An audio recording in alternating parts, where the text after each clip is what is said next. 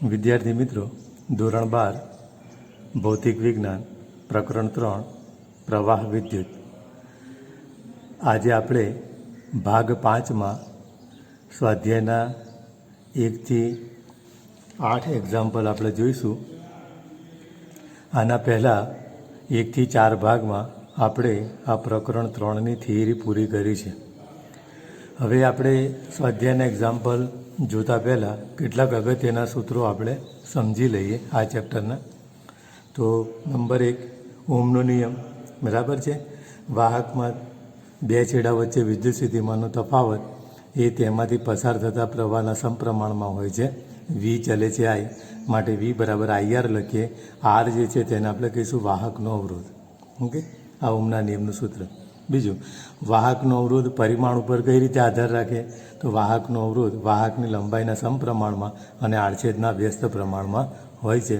ચલની નિશાની દૂર કરો, અચળાંક લખો રો, તો અહીંયા રો જે છે તેને આપણે કહીશું વાહકના દ્રવ્યની અવરોધકતા. ઓકે, તો સૂત્ર થયું આર બરાબર રો ઇન્ટુ એલ અપોન એ. આ વાહકના અવરોધનું સૂત્ર થયું. હવે એ આડછેદ છે, આડછેદનું ક્ષેત્રફળ આપણે લખીશું પાઈ આર સ્ક્વેર.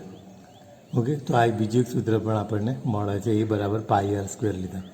હવે ત્રિજ્યા જે છે એ વ્યાસ કરતાં અડધી હોય, આર બરાબર ડી બાય ટુ. તો આર બરાબર ડી બાય ટુ લઈએ તો 2નો વર્ગ થશે 4, જે ઉપર જશે તો 4 રો એલ અપોન પાઈ ડી સ્ક્વેર. આ પણ સૂત્ર લખી શકાય. આ ત્રિજ્યાના સંદર્ભમાં છે અને આ સમીકરણ વ્યાસના સંદર્ભમાં છે. બીજું, પ્રવાહ ઘનતા. આપણે કીધું હતું કે એકમ આડછેદમાંથી વહેતો પ્રવાહ એટલે પ્રવાહ ઘનતા. ઓકે, એના માટેનું સૂત્ર છે એન ક્યુ વીડી. ક્યુ વિદ્યુતભાર, એન એકમ કદમાં વિદ્યુતભારિત કણોની સંખ્યા અને વીડી ડ્રિફ્ટ વેગ છે. ઓકે, બીજું જે બરાબર સિગ્મા ઇન્ટુ ઈ. આ સૂત્ર પણ આપણે યાદ રાખવાનું છે. અહીંયા સિગ્મા જે છે તેને વાહકતા કહેવામાં આવે છે. ઈ વિદ્યુત ક્ષેત્ર છે અને જે પ્રવાહ ઘનતા છે. બીજું, પ્રવાહનું સૂત્ર આપણે અહીંયા જે બરાબર તમે આઈ અપોન એ લો, પ્રવાહ ઘનતાનું સૂત્ર આમ તો શું કહેવાશે? એકમ આડછેદમાંથી વહેતો પ્રવાહ. ઓકે, તો અહીંયા આગળ જે બરાબર આઈ અપોન એ લો, તો આઈ બરાબર એન ઈ વીડી ઇન્ટુ એ. અહીંયા ક્યુ વિદ્યુતભાર છે, એના બદલે ઈ લખ્યો છે, ઇલેક્ટ્રોનનો વિદ્યુતભાર, એન ઈ વીડી ઇન્ટુ એ. તો આ પ્રવાહનું સૂત્ર થયું. ડ્રિફ્ટ વેગનું સૂત્ર છે ઈ ઇન્ટુ કેપિટલ ઈ અપોન એમ ઇન્ટુ ટાઉ. અહીંયા ટાઉ જે છે તેને આપણે કહીશું રિલેક્સેશન સમય. ઓકે, એમ ઇલેક્ટ્રોનનું દળ, ઈ ઇલેક્ટ્રોનનો વિદ્યુતભાર, કેપિટલ ઈ વિદ્યુત ક્ષેત્ર અને વીડી જે છે તે ડ્રિફ્ટ વેગ છે. ત્યાર પછી અવરોધકતાનું સૂત્ર છે રો બરાબર એમ અપોન એની સ્ક્વેર ઇન્ટુ ટાઉ. એમ ઇલેક્ટ્રોનનું દળ, એન એકમ કદમાં વિદ્યુતભારિત કણોની સંખ્યા, ઈ વિદ્યુતભાર અને ટાઉ રિલેક્સેશન સમય છે. ઓકે, હવે અહીંયા આગળ અવરોધકતાના વ્યસ્તને વાહકતા કહે છે, તો આપણે કહી શકીએ છીએ રો બરાબર 1 અપોન સિગ્મા. ઓકે, અવરોધકતા અને વાહકતા બંને એકબીજાના વ્યસ્ત પ્રમાણમાં હોય છે. આના પછી આપણે જોઈએ કે અવરોધ અને તાપમાન વચ્ચે સંબંધ દર્શાવતું પ્રાયોગિક સૂત્ર છે આર બરાબર R0 into 1 plus alpha into T minus T0. R એ જે તે તાપમાને અવરોધ છે, R0 સંદર્ભ તાપમાને અવરોધ, આલ્ફા તાપમાન ગુણાંક કહેવાશે અને ટી એ તાપમાન છે અને T0 એ પ્રારંભિક તાપમાન છે અથવા સંદર્ભ તાપમાન છે. અવરોધોનું શ્રેણી જોડાણ, એમાં આર બરાબર R1 plus R2 plus up to dash RN. સમાંતર જોડાણ માટેનું સૂત્ર છે 1 અપોન આર બરાબર 1 upon R1 plus 1 upon R2 plus up to dash 1 upon RN. શ્રેણી જોડાણ માટે આપણે કહેતા હતા દરેક અવરોધમાંથી વહેતો પ્રવાહ સમાન. ઓકે, દરેક અવરોધમાંથી વહેતો પ્રવાહ સમાન, પણ દરેક અવરોધના બે છેડા વચ્ચે વિદ્યુત સ્થિતિમાનનો તફાવત કેવો હશે? જુદો હશે. આ યાદ રાખજો. સમાંતર જોડાણમાં દરેક અવરોધમાંથી વહેતો પ્રવાહ કેવો? જુદો. અને દરેક અવરોધના બે છેડા વચ્ચે વિદ્યુત સ્થિતિમાનનો તફાવત કેવો હશે? સમાન. આ યાદ રાખજો. ઓકે, બીજું, શ્રેણી જોડાણમાં સમતુલ્ય અવરોધનું મૂલ્ય શ્રેણીમાં જોડેલા મોટામાં મોટા અવરોધ કરતાં પણ વધારે. સમાંતર જોડાણમાં સમતુલ્ય અવરોધનું મૂલ્ય સમાંતરમાં જોડેલા નાનામાં નાના અવરોધ કરતાં પણ ઓછું. ત્યાર પછી મોબિલિટી, એની આપણે વ્યાખ્યા આપી હતી કે એકમ વિદ્યુત ક્ષેત્ર દીઠ ડ્રિફ્ટ વેગને આપણે મોબિલિટી કહીએ છીએ. અને ડ્રિફ્ટ વેગનું સૂત્ર અગાઉ આપણે જોયું, બરાબર છે. આ ડ્રિફ્ટ વેગનું સૂત્ર કયું છે? વીડી બરાબર એ ઇન્ટુ કેપિટલ ઈ અપોન એમ ઇન્ટુ ટાઉ. એ કિંમત અહીંયા આગળ મૂકો તો મોબિલિટીનું સૂત્ર મળે છે ઇન્ટુ ટાઉ અપોન એમ. ઓકે, અને ત્યાર પછી વિદ્યુત પાવર, એના 3 સૂત્રો છે, ખાસ યાદ રાખજો. પાવર બરાબર વોલ્ટેજ ગુણ્યા પ્રવાહ, પછી બીજું વી બરાબર તમે ઓમના નિયમ પરથી IR લો તો I² × R, અને ત્રીજું I બરાબર તમે V/R લો તો V²/R. આ 3 ઇક્વેશન છે જે પાવરના છે. ત્યાર પછી ટર્મિનલ વોલ્ટેજનું સૂત્ર આપણે યાદ રાખીશું, V બરાબર E - IR. E બેટરીનું EMF છે, I પસાર થતો પ્રવાહ, સ્મોલ r આંતરિક અવરોધ અને V એ ટર્મિનલ વોલ્ટેજ છે. ઓકે. પછી વિસ્ટન બ્રિજ માટે આપણે મીટર બ્રિજની વાત કરી, અને એના માટે અજ્ઞાત અવરોધ શોધવા માટેનું સૂત્ર છે R બરાબર S × L1/100 - L1. એ જ રીતે આંતરિક અવરોધ શોધવા માટે પોટેન્શિયોમીટરના જે બે ઉપયોગોની આપણે વાત કરી હતી છેલ્લે, કે એક તો બે પ્રાથમિક કોષોના EMFની સરખામણી કરી શકાય, એટલે કે E1/E2 બરાબર L1/L2. આ સૂત્ર હતું પોટેન્શિયોમીટર માટેના ઉપયોગનું પહેલું. અને બીજું એક આ સૂત્ર છે કે આંતરિક અવરોધ શોધી શકાય, સ્મોલ r બરાબર કેપિટલ R L1/L2 - 1. તો આ પોટેન્શિયોમીટરનો બીજો ઉપયોગ થયો. પહેલો ઉપયોગ બે પ્રાથમિક કોષોના EMFની સરખામણી, બીજો ઉપયોગ આંતરિક અવરોધ શોધવા માટે. ઓકે. તો હવે અહીંયા આગળ આપણે આ અગત્યના સૂત્રો જોઈ લીધા. હવે આપણે એક્ઝામ્પલ શરૂ કરીએ છીએ. બરાબર છે. તો દરેક વિદ્યાર્થી નોટબુક અને પુસ્તક સાથે રાખે. જેવી રીતે અહીંયા હું રકમ વાંચું એ પણ પુસ્તકમાં જોતા જાઓ, અને પછી જે રીતે એક્ઝામ્પલ ગણવામાં આવે છે અહીંયા, એ એક્ઝામ્પલ તમારી નોટબુકમાં એ રીતે ગણી લો, તો એક એક્ઝામ્પલનો ચોપડો તમારો તૈયાર થઈ જશે. હવે આપણે સ્વાધ્યાય દાખલા નંબર 3.1 એનાથી આપણે શરૂઆત કરીએ છીએ. જો એમાં શું આપેલું છે એ જોઈએ. કારની એક સંગ્રાહક બેટરીનું EMF 12 વોલ્ટ છે, એટલે V બરાબર 12 વોલ્ટ આપણે લખીએ. જો બેટરીનો આંતરિક અવરોધ 0.4 ઓહ્મ હોય, આંતરિક અવરોધ સ્મોલ r 0.4 ઓહ્મ આપણને આપેલો છે, તો બેટરીમાંથી કેટલો મહત્તમ પ્રવાહ ખેંચી શકાશે, એટલે I શોધવાના છે. સિમ્પલ ઓહ્મના નિયમના સૂત્રનો આપણે ઉપયોગ કર્યો છે, V બરાબર IR. ઓહ્મના નિયમના સૂત્રનો જ આપણે ઉપયોગ કર્યો છે, V બરાબર IR. તો I બરાબર V/R. Vનું મૂલ્ય 12 છે, સ્મોલ r 0.4 છે, તો પ્રવાહ કેટલો મળ્યો? 30 એમ્પિયર. ઓકે. ચલો બીજો એક્ઝામ્પલ જોઈએ, 3.2. હવે એમાં શું આપ્યું છે જુઓ. 10 વોલ્ટ EMF અને 3 ઓહ્મનો આંતરિક અવરોધ ધરાવતી બેટરીને એક અવરોધ સાથે જોડવામાં આવે છે. પરિપથમાં પ્રવાહ 0.5 એમ્પિયર હોય તો અવરોધ કેટલો હશે? ઓકે. અને જ્યારે પરિપથ બંધ હોય તે સ્થિતિમાં ટર્મિનલ વોલ્ટેજ કેટલો હશે? તો અહીંયા આગળ બેટરીનું EMF આપેલું છે 10 વોલ્ટ, આંતરિક અવરોધ આપેલો છે 3 ઓહ્મ, પ્રવાહ કેટલો પસાર થાય છે? 0.5 એમ્પિયર. આપણે શું શોધવાનું છે? પરિપથમાં જોડેલો અવરોધ, અને જ્યારે પ્રવાહ વહેતો ન હોય ત્યારે ટર્મિનલ વોલ્ટેજ. ઓકે. ચલો જુઓ, અહીંયા આગળ જે વાક્ય રચના છે એના ઉપરથી એક આપણે આવો પરિપથ વિચારી શકીએ. અહીંયા એક બેટરી છે જેનું EMF છે E, અને એનો આંતરિક અવરોધ સ્મોલ r આપણે લીધેલો છે. એને આપણે એક અવરોધ R સાથે જોડેલા છે. ઓકે. તો હવે અહીંયા પરિપથમાં વહેતો પ્રવાહ એનું સૂત્ર લખવું હોય I બરાબર શું લખાશે? બેટરીનું EMF એટલે કે E અને છેદમાં કુલ અવરોધ. કુલ અવરોધ કેટલો થશે? તો પરિપથમાં જોડેલો અવરોધ R અને બેટરીનો આંતરિક અવરોધ સ્મોલ r બંને શ્રેણીમાં છે, તો કુલ અવરોધ કેટલો થશે? R plus small r.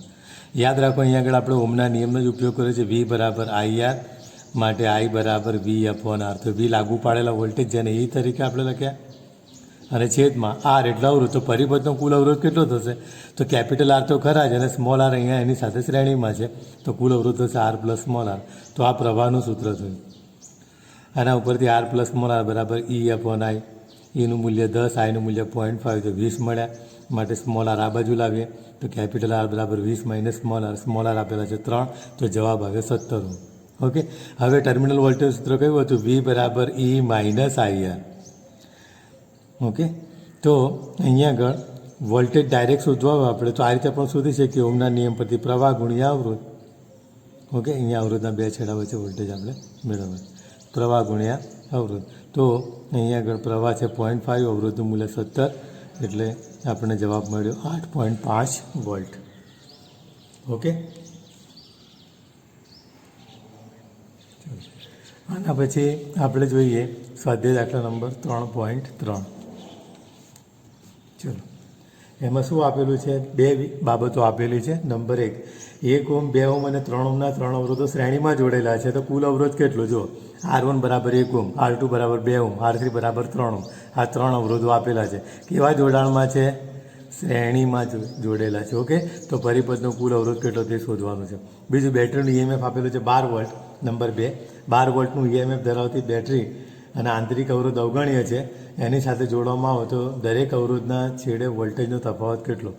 તો R1ના છેડે વોલ્ટેજ V1, R2ના છેડે વોલ્ટેજ V2 અને R3ના છેડે વોલ્ટેજ V3 જે આપણે શોધવાના છે. ઓકે, ચલો. શ્રેણી જોડાણ માટે સમતુલ્ય અવરોધનું સૂત્ર કયું છે? R બરાબર R1 plus R2 plus R3. કિંમત મૂકી 1 પ્લસ 2 પ્લસ 3, તો અવરોધ મળ્યો 6 ઓહ્મ. એક બાબત શોધાઈ ગઈ. હવે બી વિભાગ. પહેલાં IR, E બરાબર IR, આ સૂત્રનો આપણે ઉપયોગ કરીશું. તો I બરાબર E અપોન R, Eનું મૂલ્ય 12 આપેલું છે. ઓકે, અને Rનું મૂલ્ય કુલ કેટલો અવરોધ મળ્યો? 6. તો પ્રવાહ કેટલો મળ્યો? 2 એમ્પિયર. હવે V1 બરાબર ઓમના નિયમ પરથી શું લખાય? IR1. Iનું મૂલ્ય 2, R1નું મૂલ્ય 1, તો કેટલા મળ્યા? 2 વોલ્ટ. V2 બરાબર IR2, Iનું મૂલ્ય 2, R2નું મૂલ્ય 2, તો વોલ્ટેજ કેટલા મળશે? 4 વોલ્ટ. V3 બરાબર IR3, તો Iનું મૂલ્ય છે 2, અવરોધનું મૂલ્ય છે 3, એટલે 6 વોલ્ટ. શ્રેણી જોડાણમાં દરેક અવરોધમાંથી વહેતો પ્રવાહ કેવો હોય? સમાન. હમણાં આગળ આપણે જોયું. પણ વિદ્યુત સ્થિતિમાંનો તફાવત કેવો હોય? જુદો. તો જુઓ, દરેક અવરોધમાંથી વહેતો પ્રવાહ અહીં આપણે સમાન લીધો, પણ દરેકના બે છેડા વચ્ચે વોલ્ટેજ કેવા મળે છે? જુદા મળે છે. ઓકે, ચલો. આના પછી આપણે જોઈએ સ્વાધ્યાય દાખલા નંબર 3.4. એમાં પણ બે બાબતો આપેલી છે. અગાઉનું એક્ઝામ્પલ આપણે શ્રેણી જોડાણ માટે ગણ્યો. અહીંયા આગળ આપણે સમાંતર જોડાણ માટે ગણીશું. શ્રેણી જોડાણમાં I કેવા હોય? સમાન અને V જુદા. તો એ એક્ઝામ્પલમાં આપણે V શોધ્યા હતા. અહીંયા સમાંતર જોડાણ છે. સમાંતર જોડાણમાં V સમાન હોય, I જુદા. તો અહીંયા આગળ આપણે શું શોધીશું? પ્રવાહ શોધીશું. અને આ એક્ઝામ્પલ સમાંતર જોડાણનું એક્ઝામ્પલ છે. જો 3.4, એમાં એ વિભાગમાં આપેલું છે 2 ઓહ્મ, 4 ઓહ્મ અને 5 ઓહ્મના 3 અવરોધો સમાંતરમાં જોડેલા છે. તો કુલ અવરોધ કેટલો? R1 બરાબર 2 ઓહ્મ, R2 બરાબર 4 ઓહ્મ, R3 બરાબર 5 ઓહ્મ. અને અવરોધ આપણે શોધવાનું છે. કયું જોડાણ છે? સમાંતર જોડાણ. ઓકે, ચલો. પછી 20 વોલ્ટ EMF આપેલું છે. આંતરિક અવરોધ અવગણ્ય છે. ઓકે, દરેક અવરોધમાંથી વહેતો પ્રવાહ I1, I2, I3 અને કુલ પ્રવાહ કેટલો તે આપણે શોધવાનું છે. જો સમાંતર જોડાણ માટે સૂત્ર કયું છે? 1/R બરાબર 1/R1 plus 1/R2 plus 1/R3. કિંમત મૂકી સાદુરૂપ આપ્યું તો 1/R બરાબર 19/20. અહીંયા ખાસ ધ્યાન રાખજો વિદ્યાર્થીઓ કે અહીંયા 1/R છે. આપણે R શોધવાના છે, તો બંને બાજુ પદ ઉલટાવવા પડે. આ ભૂલી જવાય ને, અહીંયા ખાસ ધ્યાન રાખજો. તો R બરાબર 20/19. ઓકે, ઓમ આ અવરોધ થઈ ગયો. હવે દરેક અવરોધમાંથી વહેતો પ્રવાહ આપણે શોધવાનો છે. ખ્યાલ આવ્યો? તો I1 બરાબર E અપોન R1, Eનું મૂલ્ય 20 છે, R1નું મૂલ્ય 2 છે, તો 10 એમ્પિયર. I2 બરાબર E અપોન R2, Eનું મૂલ્ય 20, R2નું મૂલ્ય 4 આપેલું છે, તો 5 એમ્પિયર. I3 બરાબર E અપોન R3, 20/5 એટલે 4 એમ્પિયર. અને કુલ પ્રવાહ તો શું કહેવાય છે? I બરાબર I1 plus I2 plus I3. તો અહીંયા આગળ આપણને 10 + 5 + 4 બરાબર 19 એમ્પિયર પ્રવાહ આપણને મળે છે. ઓકે, ચલો. આના પછી આપણે જોઈએ સ્વાધ્યાય દાખલો નંબર 3.5.